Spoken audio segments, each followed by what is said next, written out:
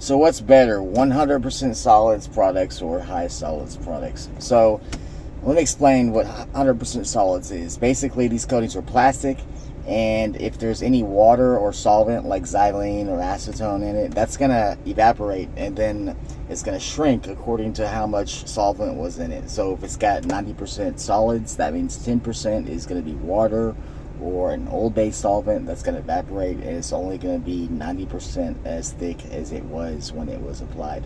When it's wet, that's called the wet film thickness. When it's dry, that's called the dry film thickness, DFT. It doesn't matter how thick it is when it's wet. All that matters is how thick it is after it dries. It really doesn't matter how thick it is when it's still wet. Just because something's 100% solids doesn't mean that it's stronger. A lot of people pitch that, but it's not accurate. 100% solids products are not directly proportionate to a superior testing method. Not to any of them. Not to compression strength, adhesion strength, shear strength, elasticity. You can't say that 100% solids products are stronger across the board.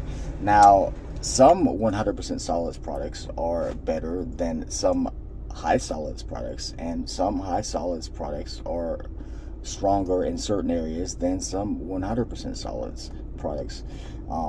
So you actually need solvent in your floor coating in order for it to level out properly and to give you more time for it to stay wet, so you can work with it longer and level it out. Solvents is not a bad thing. When people add xylene, acetone, whatever it is, they're not necessarily trying to like rip you off. They're actually not. It costs money to add these products. As long as you're applying the same amount of coating as you would have without the solvent, then they're spending more money on your floor. They're actually trying to benefit you. The reason you need solvents is one was so that it can level out right and you don't have roller marks, so it doesn't start tacking up early. Plus, products of the same type, when they dry slower, are going to be stronger generally. Not a lot stronger, just a little bit.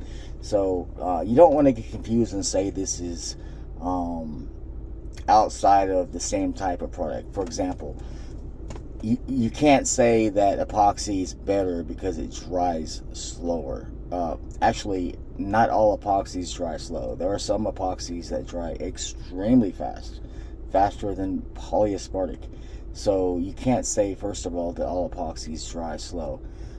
Secondly, you cannot say that epoxy is stronger because it takes all night to dry versus polyaspartic. First of all, polyaspartic is twice as strong when it comes to tensile strength. Tensile is when you pull it apart, than epoxy. So you can't say that just because it dries slower, that's, you know, it's a stronger product. What I mean is products of the same type. If you take polyaspartic and you have no solvents in it and you apply it, versus the same product, the same polyaspartic with a little bit of solvent, let's say 10%,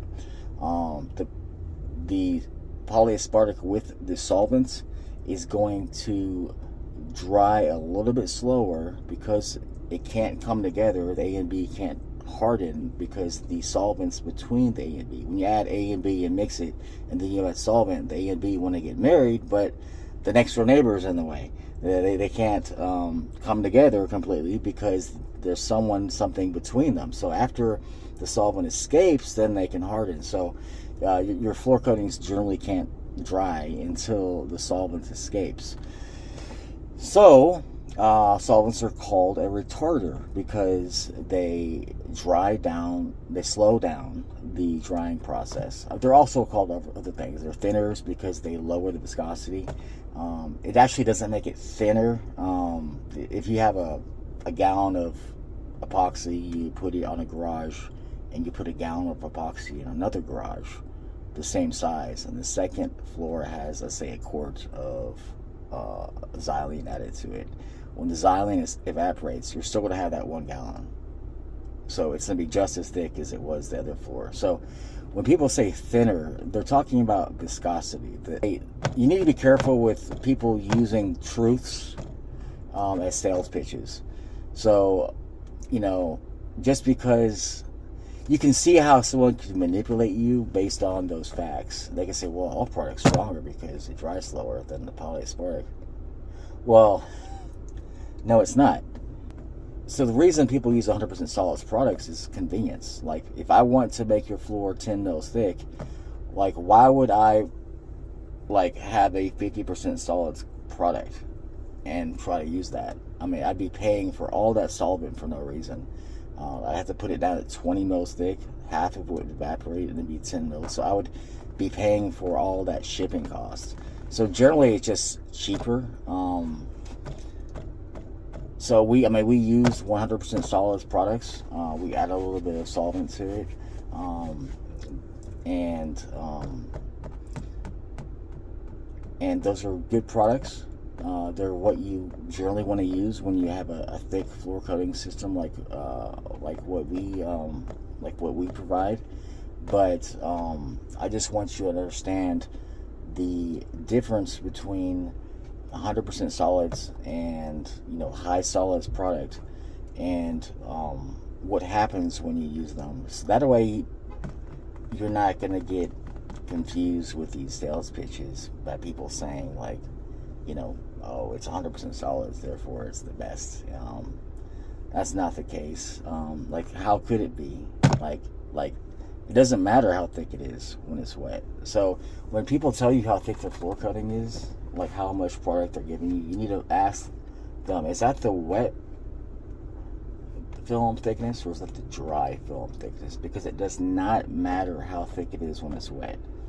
How could it matter? You're not going to walk on it until it's dry. So people will give you these sales pictures and say, yeah, I put down the coating at 150 square foot per gallon.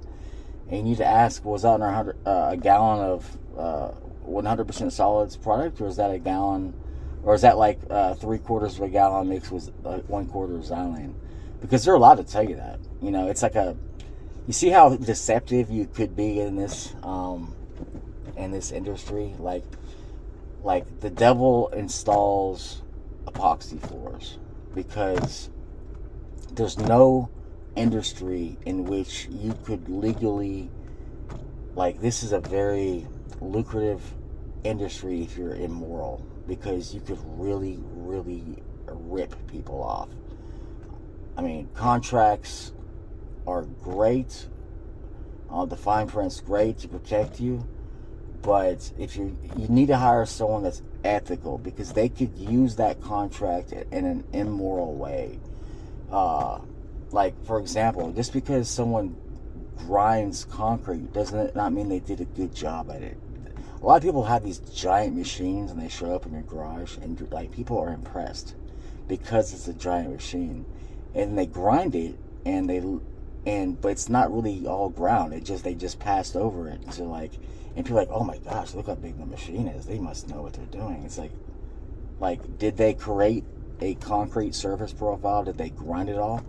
And a lot of times they won't. They just pass over it, and then the floor coating fails, and you try holding them to it, and they're like, well, I did diamond blade grinding, didn't I? And it's like, man, like so, and they'll say in their contract, the floor coating system's 20 mils thick, and they put down like watered down epoxy that's 20 wet mils thick, and they get away with it because you didn't ask the questions, or they didn't say dry mils. You need to be like cheaper is not better. You get what you pay for on this. You need to hire someone that is ethical. Like, ethics is so important when it comes to this, because there's so many ways that people can rip you off. Speaking of rip off, you need to go to ripoffreport.com. There are a lot of people who have left the competition bad reviews, but those reviews have been removed because they signed a contract that had a non-disparagement disclosure in it, which means if you leave them a bad review, they can legally sue you and force you to take it down, take it off of Google. Rip-off report, they can't pay you to have it taken down. They're a little bit different. So you need to check out, you need to dig deep on people. People make mistakes. Everyone's not perfect. Everyone's had a rough, past. But the question is, like, how do they treat their customers? Does their, are they ripping people off? Like, these warranties, these lifetime warranties, like you can't give a lifetime warranty on this. Like, this is plastic. It's going to wear down eventually. All floor coatings are plastic. So these lifetime warranties, like, they're so unethical because they're not actually a lifetime. If you read the fine print, it actually says that it's 1 year. Yeah, I don't know how they're doing that. Like, they're saying that, so these lifetime warranties, when you read like further and ask them, like, say, what's a lifetime? They'll say, well, we warranty our floors we warranty our material and labor for 1 year. And after 1 year, for 10 years, we warranty the material, which means they can charge you whatever they want on labor in order to make up for that material cost. That's not a lifetime warranty. That's not even a 10-year warranty. It's only a 1 year warranty because they only cover material and labor for 1 year. Like, why would I, on my front page of my website, say lifetime warranty, and then later on say, by the way, lifetime is 1 year? Like, if I'm starting off like that, if I'm starting the relationship with a blatant lie, because I'm hoping you take my word for the word lifetime, and we all know what lifetime means. Like, what else are they gonna do? Like that is a lie. That is unethical, and that is wrong to say lifetime, and then because they know the majority of the people aren't gonna read the fine print. They know most of them are just gonna take their word for it, and you should be able to. But, like, I've gone and read their contracts and read further on their websites, and it's like only a year, and people hire them for that. And so the companies that do that are generally franchises.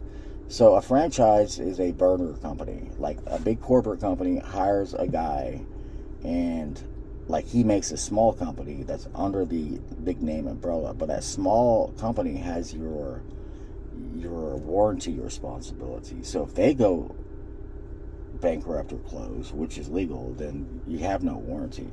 So they just say lifetime, hire a burner company.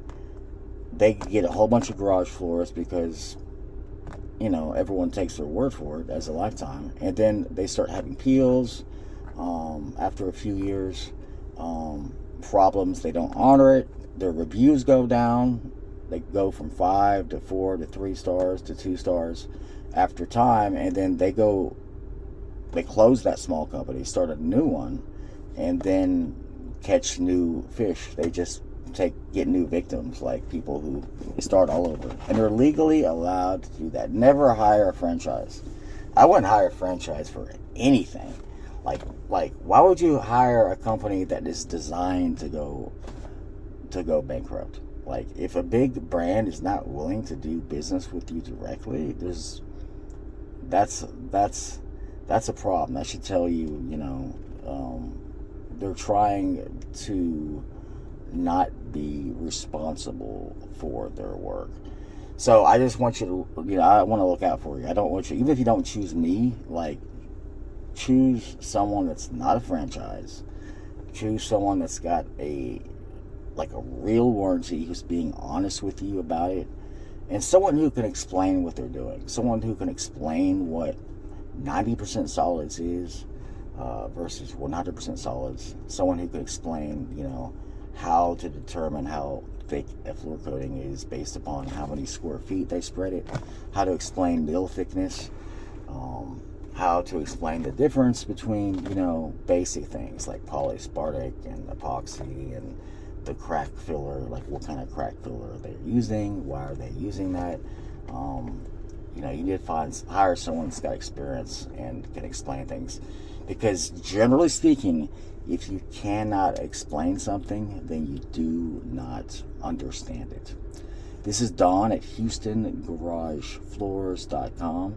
Check out our website, go to our YouTube channel, watch our videos, and give us a call when you're ready to get a garage floor installed in the greater Houston area. Once again, HoustonGarageFloors.com. Thanks.